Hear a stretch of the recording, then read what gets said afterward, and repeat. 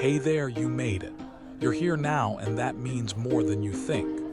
The voice is gentle, slow, like a friend you haven't seen in years but still trust with your soul. I know you've been carrying too much lately. The noise, the thoughts, the endless rushing from one moment to the next. Maybe you didn't even plan to be here. Maybe you were just scrolling, looking for something you couldn't quite name. A faint wind moves through the sound. You can almost smell the rain through your headphones. But somehow you found this, a quiet voice in a noisy world. A place that doesn't ask you to be perfect or happy or strong, just still. The whisper softens, lower now, closer. Welcome to Pillow Talk Dream. This is your space. A little corner of the night where peace isn't a dream, it's a promise. You can almost hear the soft hum of stars, the kind of sound you feel, not just hear. Here, you don't need to try. You don't need to fix anything. You don't even need to think. A pause, the kind that feels like an exhale. Every night, we travel together through stories that heal the mind and cradle the heart. Stories about forgotten dreams, soft forests, slow trains through starlight, and souls that remember how to breathe again. Another pause. The rain grows softer as if listening. And while you listen, something begins to happen. Your shoulders drop, your heartbeat slows. The world for a little while stops asking anything of you. A sigh, a smile in the voice. That's what Pillow Talk Dream is. It's not just a channel. It's a doorway to calm, to stillness, to sleep that feels like being held. If you've ever felt alone in the dark, if your mind keeps whispering when the world goes quiet, I made this for you. The voice trembles slightly, full of emotion. Every story here is a small act of care. Every whisper is a hand reaching out saying, "You're safe now." A faint melody begins, slow harp notes. So before we begin tonight's journey, take a deep breath with me. Let the air move slowly through you. Feel the weight of the day leave your shoulders. Feel the calm returning, not as something new, but as something you've had inside all along. Another pause, the kind of pause that feels like peace. If this space feels right to you, if you feel that tiny sigh of relief in your chest, then stay. The voice lowers, intimate now, like it's right beside your pillow. Touch the little subscribe button, not for me, but for you. Because this isn't just a channel. It's a promise that every night, no matter how heavy life gets, there will be a voice waiting to guide you home. The background grows quieter, the rain becomes lighter, the music softer. Close your eyes now. Let go of everything outside this moment. You've earned this stillness. You've earned this peace. The whisper turns dreamy, almost fading. You are safe. You are loved. You are exactly where you're meant to be. Now let's dream.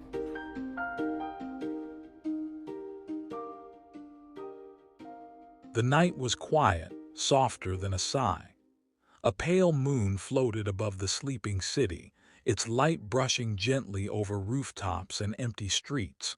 Somewhere far below, Elias walked alone, his hands deep in his coat pockets, the faint sound of his shoes echoing off the stone.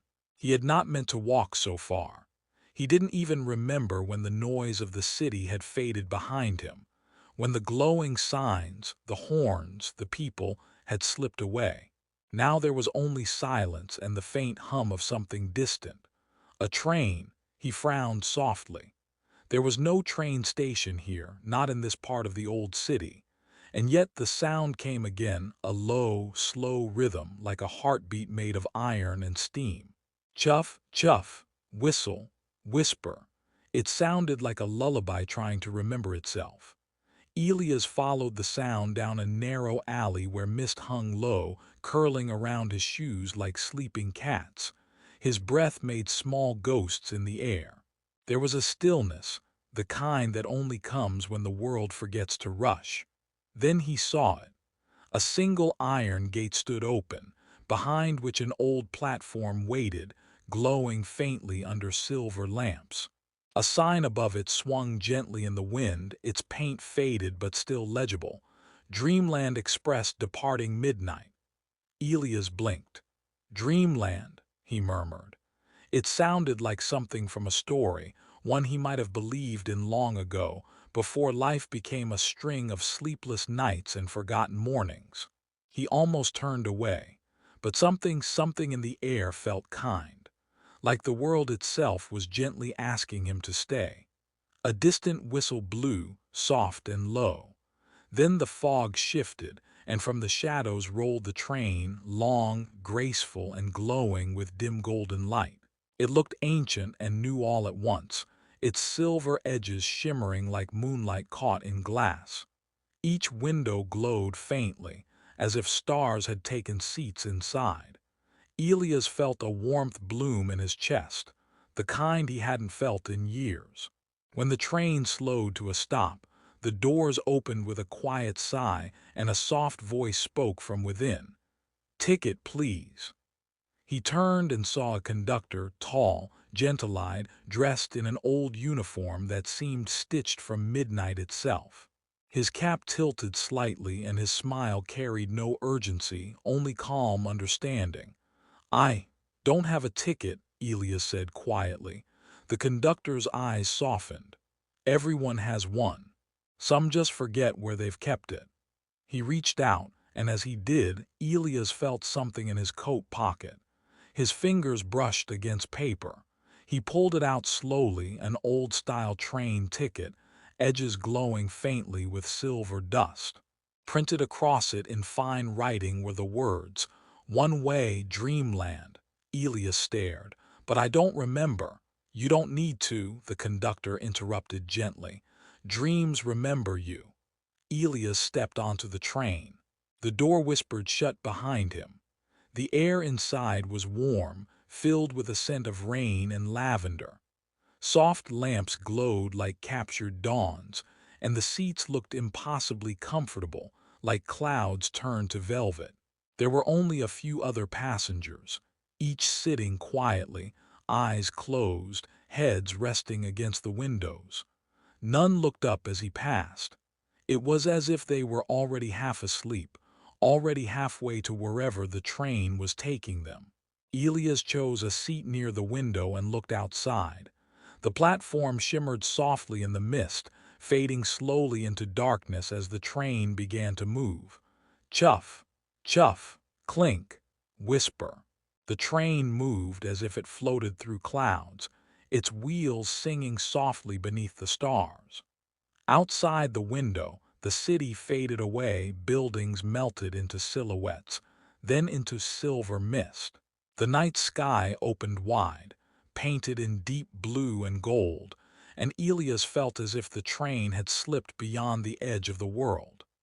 He leaned back against the seat, letting the rhythm of the rails hum through him. For the first time in months, he felt his shoulders loosen, the tightness in his chest soften. He closed his eyes and breathed slow, quiet, steady. It felt strange to not be rushing anywhere, to not have his mind chasing tomorrow. A voice, soft and melodic, broke the silence. "You're between waking and dreaming now." Elias turned. Across the aisle sat a woman, middle-aged, calm, her eyes glowing faintly like the reflection of stars in water. She smiled, not in greeting but in recognition. "It's been a long time since you've rested," she said gently. Elias hesitated. "Do I know you?" The woman tilted her head slightly. "Not yet, but you will remember me when you wake." He opened his mouth to ask more, but before he could, the train began to slow. The sound of the rails softened, the lights dimmed, and a low chime echoed through the cabin. Ding, first stop. The Valley of Forgotten Days. The door slid open with a sigh. A cool breeze entered, carrying the scent of rain-soaked grass and warm earth. The conductor appeared once more, his eyes kind. "You may step out if you wish," he said softly. "Some journeys need to be walked." Elias hesitated, but something deep inside urged him forward. He stood, stepped off the train, and found himself standing in a wide valley blanketed in soft mist. The sky here was twilight purple, with small golden lights drifting like fireflies. A slow river wound through the field, glowing faintly as if filled with moonlight. In the distance, he saw silhouettes of people, quiet, still, almost transparent. They moved slowly, carrying faint lanterns that glimmered with fading memories. Elias watched in silence. The air itself seemed to hum with old emotions. He whispered, "Where am I?" A voice behind him answered, calm as wind through leaves. "You're in the place where yesterday sleeps." He turned. The woman from the train stood beside him. She gestured toward the valley. "These are the moments people leave behind, the days they forget to feel, the hours they rush past." Elias looked closer at the glowing river. In its shimmering surface, he saw brief flashes, his own memories. A morning coffee he never truly tasted. A smile from a stranger he was too busy to return. Rain falling on a day he hurried to avoid it. He felt a sting behind his eyes. "They're mine," the woman nodded. "Yours and everyone's. Forgotten days don't vanish, they just wait for someone to remember their softness." She handed him a small lantern. Its light flickered gently. "Hold it," she whispered, "and remember something kind." Elias closed his eyes. For a moment he thought of his mother's voice, years ago, reading to him on quiet nights. He remembered the way her words felt warm, steady, filled with love that asked for nothing in return. The lantern brightened, glowing golden. Around him, the valley shimmered as if every memory had smiled in thanks. The woman smiled softly. "You've remembered enough. The train waits for those who wish to rest again." Elias turned toward the sound of the train. Its light glowed through the mist, patient and unwavering. He walked back slowly, each step lighter than the last. The conductor nodded as he boarded. "The first stop is never about sleep," he said. "It's about remembering why we wish to dream." Elias took his seat once more. Outside, the valley drifted away into starlight. The train hummed softly, and he leaned his head against the window. For the first time in years, he smiled without reason.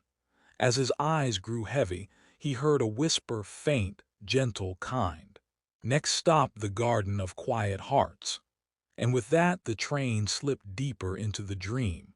The night train glided through endless silver clouds, its rhythm slow and comforting, like the heartbeat of the stars. Elias sat by the window, his eyes half closed, his breath steady. The faint reflection of his face shimmered in the glass, tired but softer now, as if the weight of the world had eased just a little. Outside, the mist parted, revealing a wide horizon glowing faintly with hues of lavender and gold. The conductor's calm voice floated through the speakers. "Next stop, the Garden of Quiet Hearts. Please step gently. The flowers there remember every breath." The words felt like a lullaby. Elias smiled faintly. He didn't know where this train truly was, between dream and waking, life and memory, but it felt right to be here. The train slowed.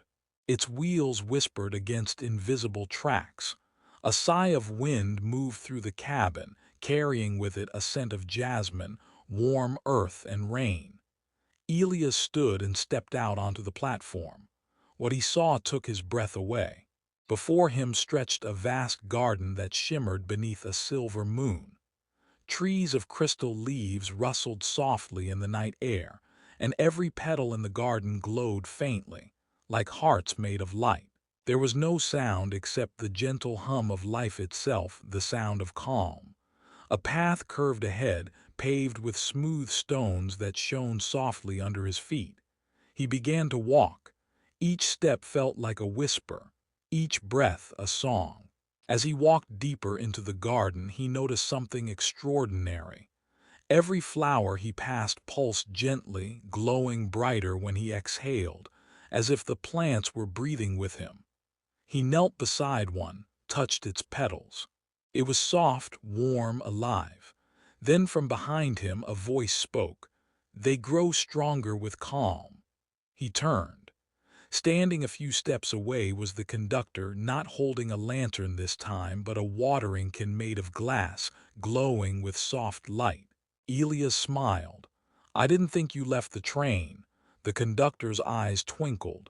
"Sometimes the passengers need company in the quiet places." Elias looked around, the air thick with peace. "Why do they call it the Garden of Quiet Hearts?" The conductor poured glowing water onto a cluster of pale blue blossoms. They shimmered brighter, their light rippling across the garden like ripples on water. "Because every heart carries noise," he said softly. "Worry, guilt, noise of the mind. This garden listens to that noise and turns it into calm." He handed Elias the can. "Try it." Elias hesitated, then knelt beside a small flower that seemed dimmer than the others. He poured a few drops onto its roots. At first, nothing happened. Then the flower glowed softly, not bright, but steady, like a candle learning how to burn again. He smiled. "It's beautiful." The conductor nodded. "Every quiet moment you've ever given yourself blooms here, every deep breath, every time you forgave yourself or paused instead of rushing. These flowers remember that."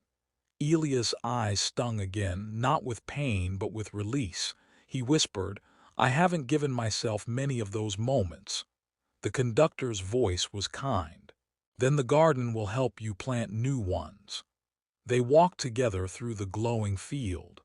At the garden's center stood a great tree, its trunk made of pale light, its branches stretching into the night sky. Each leaf shimmered softly, turning the air around it into gold. Beneath the tree was a stone bench. The conductor gestured for Elias to sit. Elias sat quietly, the scent of the flowers drifting like a lullaby. "You don't need to fix everything," the conductor said gently. "You only need to rest. Peace isn't something you chase, it's something that finds you when you finally stop running." Elias leaned back, eyes half closed. He could feel the truth in the words. The train, the valley, the garden, they weren't separate places. They were pieces of something inside him, places his heart had built when it forgot how to rest. For a long while, neither of them spoke. The garden breathed, the petals swayed, and Elias simply was. When the wind changed, the conductor stood. "It's time," he said softly. "The next stop waits." Elias looked up at the luminous tree. "Can I come back here?" The conductor smiled. "Every time you breathe calmly, you already are."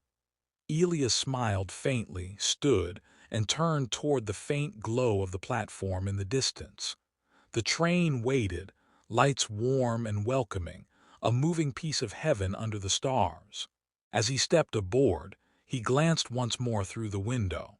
The garden stretched into infinity, a sea of quiet hearts glowing in the dark, each one a promise that peace never leaves completely. The train began to move again, slowly at first, then with that familiar, gentle rhythm. Chuff, chuff, whistle, whisper. Elias rested his head against the window. Outside, the flowers faded into mist and stars began to appear brighter, closer, softer. The intercom hummed and the conductor's voice came once again. "Next stop, the Library of Lost Dreams." Elias smiled faintly. He closed his eyes, and the train rolled on through the endless night. The train drifted through the night like a thought too gentle to fade.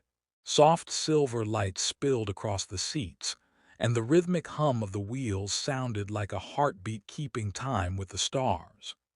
Elias sat quietly, watching as mist rolled past his window, glowing faintly with colors he didn't have names for, hues between memory and moonlight. The world outside wasn't quite sky, wasn't quite earth.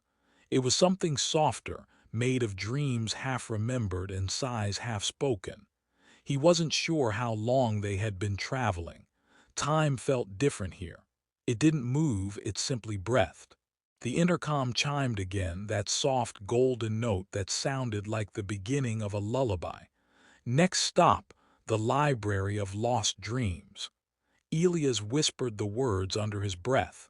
Lost dreams. He leaned his head against the glass. His reflection looked calmer now, older, yes, but lighter, as if the train had been slowly washing dust from his soul. He smiled faintly. He hadn't dreamed in years, not really. His nights were filled with restless thoughts, with lists, with things undone. Dreams were for people who still believed in someday. But tonight, something felt different. The train began to slow. The air shimmered. Outside, shapes began to appear through the mist, tall, elegant towers glowing faintly gold, like candlelight reflected in water. As the train came to a soft stop, Elias stepped out. He stood before an enormous structure that seemed to stretch into the sky, a vast library built from starlight and quiet. Its walls shimmered with faint blue light, and the windows glowed softly, as if holding the reflections of forgotten worlds. At the entrance stood tall doors of carved glass. Each panel showed scenes, children flying kites, painters at work, travelers staring at horizons, musicians lost in song, dreams captured in stillness. Elias reached out and touched the door. It opened with a whisper. Inside, he gasped. The library was endless. Rows upon rows of books stretched farther than sight. Ladders climbed into the stars. Light floated gently through the air like slow-moving fireflies. But the strangest thing was the sound. It wasn't silence, not really. It was the faint hum of stories breathing, like 1,000 hearts whispering in sleep. Elias took a few steps forward, the floor smooth and cool beneath his feet. Each shelf shimmered with faint color, and every book seemed alive, pulsing softly, like they were dreaming too. Then a voice spoke, warm, patient, and filled with quiet laughter. "Welcome, traveler," he turned. From behind a tall shelf stepped an old man, robed in soft silver fabric that flowed like smoke. His beard shimmered faintly and his eyes held the light of constellations. He carried a lantern, though the room needed none. "Where am I?" Elias asked softly, though he already knew. The man smiled, setting the lantern upon a low table. "The Library of Lost Dreams," he said, "where every dream ever forgotten comes to rest." Elias looked around in awe. "All of them." "All," the man said. "Every painting never begun, every song left unsung, every wish once whispered to the stars." He ran his fingers lovingly along a nearby shelf. "When someone stops believing in a dream, it doesn't die. It comes here to rest until they remember." Elias felt something stir in his chest, an ache, soft but deep. He whispered, "Then I have dreams here too." The old man smiled knowingly. "Many." He gestured for Elias to follow. They walked down a long corridor where shelves glowed faintly gold. Each row carried a name, and Elias noticed the faint shimmer of his own on one spine. The old man stopped and pulled a book free. It was simple, bound in dark blue leather that glowed faintly beneath his fingertips. "This one," the man said, "was yours once." He handed it to Elias, who hesitated before opening it. Inside, pages shimmered with moving images like memories made of light. He saw himself younger, laughing in a small studio filled with canvases. He saw paints, brushes, sketches scattered like dreams waiting to bloom. He had loved painting once. He'd wanted to fill walls with color, skies with feeling. But work, life, exhaustion, they had all pushed it away. He whispered, "I used to paint." The librarian nodded. "Yes. You stopped because you thought the world didn't need it." Elias' throat tightened. It felt childish. The old man smiled gently. "Childlike things are not childish. They're sacred. The world needs what softens it." Elias traced a glowing page. The colors pulsed faintly beneath his touch. "Is it too late to dream again?" The old man's eyes gleamed like starlight. Dreams don't age. Only people do. They walked deeper into the library. With each step, faint whispers rose, gentle, inviting, familiar. He heard echoes of laughter, of music, of stories that once lived in his mind. Dreams he'd thought long gone now shimmered all around him, waiting. He paused before a tall shelf where small glass globes floated like stars. Each held a flicker of light inside, swirling, soft, alive. "What are these?" he asked. "Dream seeds," the old man said. "Each one waits for its dreamer to wake again." He picked one up, held it out to Elias. The light inside glowed pale blue, calm and tender. Elias took it carefully, cupping it between his palms. The glow warmed his hands, then flowed gently into his chest. He gasped softly. For a heartbeat, he saw himself again, older, but painting by lamplight, colors blooming across canvas, his soul whispering through every stroke. When the vision faded, tears welled in his eyes, not from sadness, but from the quiet beauty of remembering. The old man smiled softly. "You see, you were never truly lost, only sleeping." Elias followed him to a large circular window at the library's far end. Through it, he saw stars turning slowly in the dark, their reflections dancing across the glass. The librarian's voice was almost a whisper now. "Every dream you've ever loved still waits for you quietly, patiently, even those you let go of." Elias turned. "Will I forget this place when I wake?" The man smiled gently. "Perhaps the details. But the feeling, that peace, that spark will stay. That's how dreams find their way back." He handed Elias a small bookmark made of light. "Keep this. When you see something beautiful and your heart stirs, that's your library calling you again." Elias nodded, placing it in his pocket. "Thank you," he whispered. The librarian's eyes softened. "No, my friend, thank you for remembering to dream again." A faint chime echoed through the hall. The library shimmered, its shelves glowing brighter for a moment as if whispering their goodbyes. The conductor appeared in the doorway. "It's time," he said softly. Elias took one last look around at the shelves of glowing books, at the drifting globes of light, at the ancient man who smiled like peace itself. Then he turned and walked slowly back to the train. As he stepped aboard, he felt lighter, as if part of the night had moved inside his heart. He took his seat, closed his eyes, and the train began to move again. Chuff, chuff, whistle, whisper. The conductor's voice came softly through the carriage. "Next stop, the Sea of Reflections." Elias smiled faintly. His dreams had found him again. And as he drifted into quiet sleep, the train carried him deeper, toward the gentle waters waiting beyond the stars. The train glided through the night like a lullaby set to motion. Outside, the stars shimmered across an endless horizon, too close, too alive. The air around the carriage felt like soft velvet, wrapping Elias in a quiet that was not empty, but full of listening. He leaned against the window. The rhythmic hum of the wheels beneath him sounded like the pulse of the universe. For the first time in what felt like forever, his heart beat in time with something beautiful.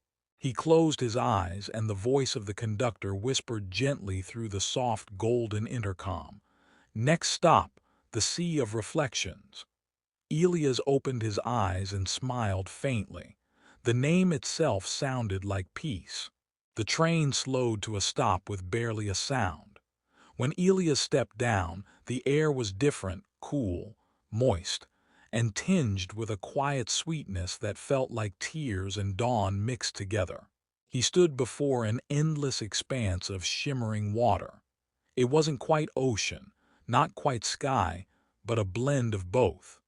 The surface glowed like liquid glass, reflecting the constellations above so perfectly that it was impossible to tell where heaven ended and the sea began.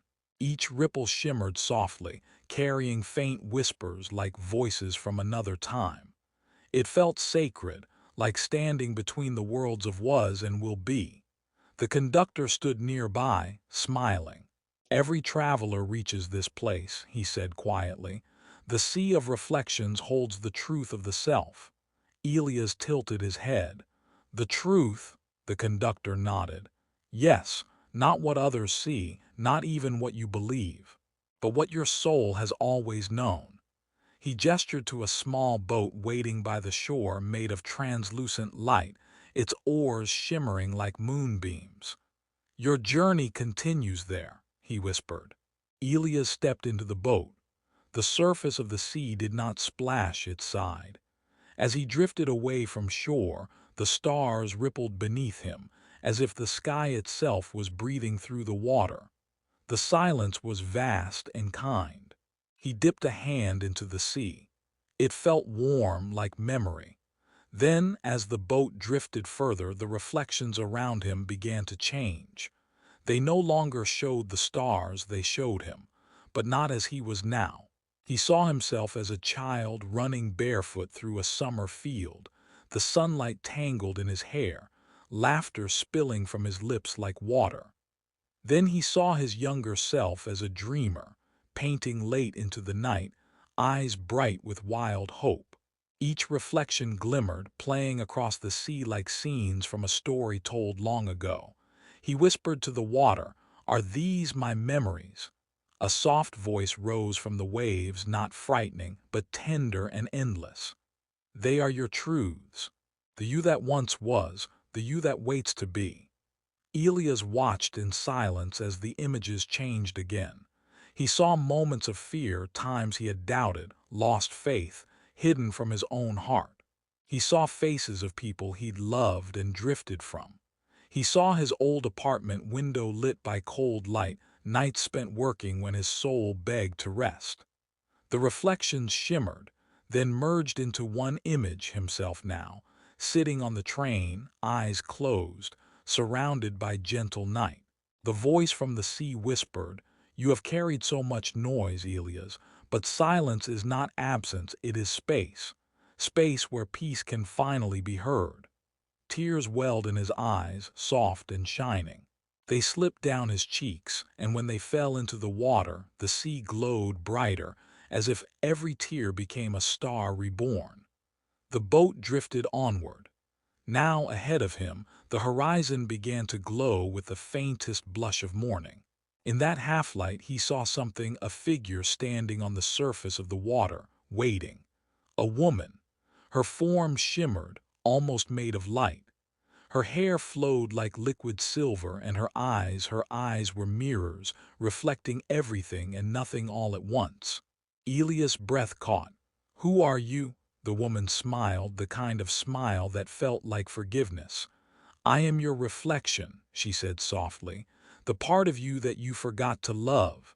Elias' hands trembled on the oars. "I forgot," she nodded. "You learned to love others, to comfort them, to build, to survive. But you forgot how to sit quietly with yourself, how to hold your own soul." He lowered his gaze, shame and sadness swirling like the waves. "I've made so many mistakes." The woman's voice was like a lullaby. "The stars, they collapse and rise again as light. You call them beautiful, not broken." Elias looked up, eyes wide. Her reflection merged with his own in the sea, and for the first time he saw himself clearly. Not perfect, not lost, just human, whole. He whispered, "How do I begin again?" The reflection smiled. "You already have." The boat drifted to a stop in the middle of the sea. The stars above and below shimmered in perfect unison. The world held its breath. Elias closed his eyes. And in that stillness he felt everything, the hum of the night train far away, the warmth of the dream seeds in his heart, the whisper of forgotten laughter, the quiet forgiveness of his own soul. For the first time there was no rush, no guilt, no ache, just peace. The sea around him glowed, bright, brilliant, alive. Then slowly it began to rise, like light itself lifting him upward. He floated, weightless, surrounded by the hum of eternity. And the voice whispered one last time, When you wake, remember the stillness. Remember the water. And when the world feels heavy again, come back here not by train but by breath. The light enveloped him completely. When Elias opened his eyes, he was back in his seat on the train. The dawn outside the window painted the clouds in gentle pinks and silvers. The air smelled like morning rain. He looked down, his hands glowed faintly as if they remembered the sea. A quiet smile spread across his face. He didn't need to understand everything. He just was. The conductor appeared beside him, tipping his hat. Rested, Elias nodded slowly. Yes, he whispered, I think I am. The conductor's eyes softened. Then your next stop awaits. He turned toward the front of the train, and the voice came once again, soft as wind through feathers. Next stop, the Garden of Tomorrow. Elias leaned back, closed his eyes, and felt the train move gently forward, carrying him deeper into the heart of peace. The train hummed softly through the folds of dawn. The stars were fading now, washed gently away by the growing light of morning. Through the window, Elias could see the horizon glowing pale gold, as though the world itself was just beginning to remember how to breathe again. The rhythm of the wheels had changed. It was slower, more peaceful, almost as if the train itself was savoring this stretch of the journey. Elias sat quietly, his eyes heavy but his heart awake. He could still feel the sea beneath his skin, that shimmering, infinite calm that had filled him during the last stop. His reflection's voice echoed softly in his mind. When the world feels heavy again, come back by breath. He breathed deeply now, in, out, slow and steady. Every exhale carried away a piece of the past. Every inhale brought back a bit of light. The intercom crackled softly, and the conductor's gentle voice filled the cabin. Next stop, the Garden of Tomorrow. Please prepare your heart. Elias smiled faintly. My heart, he whispered to himself. He wasn't sure what that meant, but somehow it felt right. The train glided to a stop. The doors slid open with a sigh, and then silence. Not the kind of silence that was empty or cold. This silence was alive. It was listening. Elias stepped down and his breath caught. He stood in a vast valley covered in golden mist. The air smelled of dew and sunlight, and something sweetly familiar, hope. All around him were trees of glowing leaves, their branches whispering softly in the wind. The ground beneath his feet was covered in soft moss that shimmered faintly, almost breathing with the rhythm of his steps. In the distance, beyond the light fog, a garden stretched as far as the eye could see, not just filled with flowers but with possibilities. Tiny buds glowing faintly, waiting to bloom.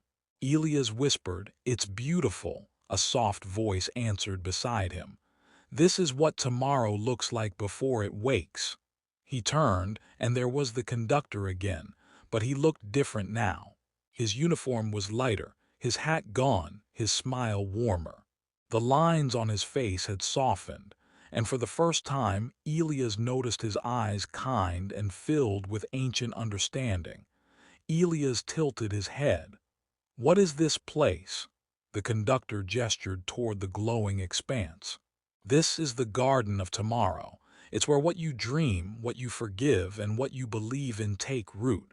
Every traveler plants something here before they wake." Elias frowned softly. "Wake," the conductor smiled knowingly. "Dreamland isn't a destination, Elias. It's a reminder." He walked forward, and Elias followed. They moved through the misty paths, their footsteps soundless. All around them, buds began to bloom as they passed, petals unfolding, releasing faint chimes that sang softly in the still air. Elias watched one open beside his foot. Inside the blossom was not pollen, but a flickering image of him, years ago, helping a stranger carry groceries in the rain. Another flower bloomed beside it, showing him laughing with his sister as children, building paper boats in a puddle. He watched in awe.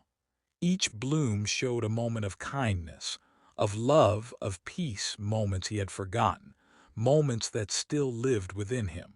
The conductor's voice was soft. Every seed you've planted through kindness blooms here. Every gentle choice, every time you paused before anger, every moment of quiet compassion, all of it lives on. Elias blinked back tears. I didn't think I had many of those. The conductor stopped walking and turned toward him. Peace doesn't need to be perfect, Elias. It only needs to be practiced. He placed a small seed into Elias' hand. It was warm, pulsing faintly like a heartbeat. This one, the conductor said, is yours to plant. It's not from your past, it's from your tomorrow. Elias looked down at the tiny seed, glowing gold in his palm. He felt a strange warmth fill his chest, a quiet knowing that this was important. He knelt beside the path, dug a small hole in the glowing soil, and placed the seed gently within. As soon as his fingers brushed the earth closed, a soft hum filled the air. The soil glowed brighter, and slowly a new sprout emerged, delicate and radiant, its petals opening toward the dawn.